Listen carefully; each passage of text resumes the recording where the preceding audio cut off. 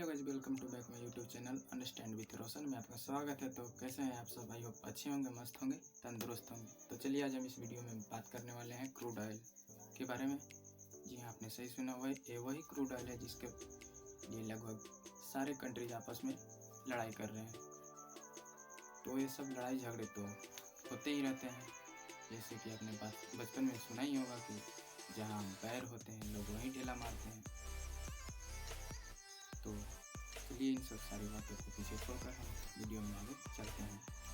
तो देखिए, crude oil यानी कच्चा तेल से सिर्फ हमें पेट्रोल या डीजल ही प्राप्त नहीं होती, बल्कि लगभग हमारे दैनिक जीवन में इस्तेमाल होने वाली सारी चीज़ें इस क्रूड ऑयल से मिल जाती है। तो प्रोसेस शुरू होती है वहाँ से जहाँ से क्रूड ऑयल को रिफाइनरी में डालकर प्यूरीफाई किया जाता है।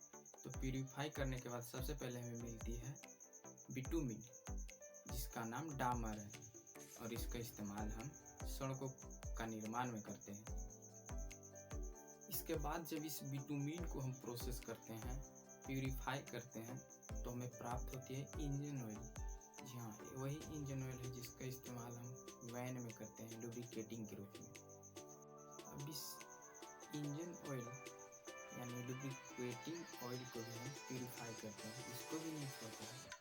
इसको प्यूरीफाई करते हैं तो हमको मिलती है डीजल।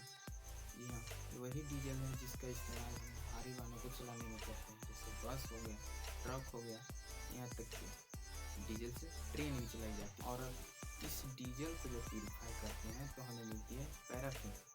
वही ईंधन है जिसका इस्तेमाल हम करते हैं एरोप्लेन को चलाने में, हवाई जहाज़ों को चलाने में। अब इस पैराफिन को भी रिफाइनरी में डालकर प्यूरीफाई किया जाता है तो हमें प्राप्त होती है नेफ्था। ये वही चीज़ है जिसका उपयोग कर हमारे आसपास के सारे प्लास्टिक की चीज़ों को बनाया जाता है। नेफ्था को भी प्यूरीफाई करते हैं।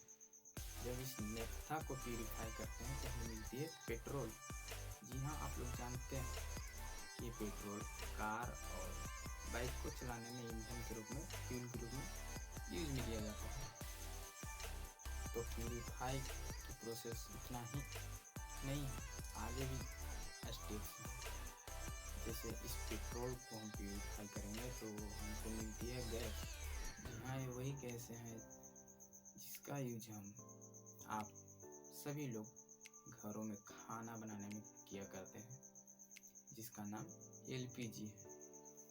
अब आप ये सोचिए कि ये जो सारी चीज़ें हैं, क्या इसके बिना किसी देश को चलाना मुमकिन है? नहीं है। किसी देश को क्या, उस देश के एक एक व्यक्ति को चलना नामुमकिन हो जाएगा अगर ये सारी चीज़ें उस देश को नहीं मिलेगी। तो इन्फॉर्मेशन कैसी लगी? अच्छी लगी हो तो लाइक करें, डाउट हो तो कमेंट करें और चैनल को सब्सक्राइब करें।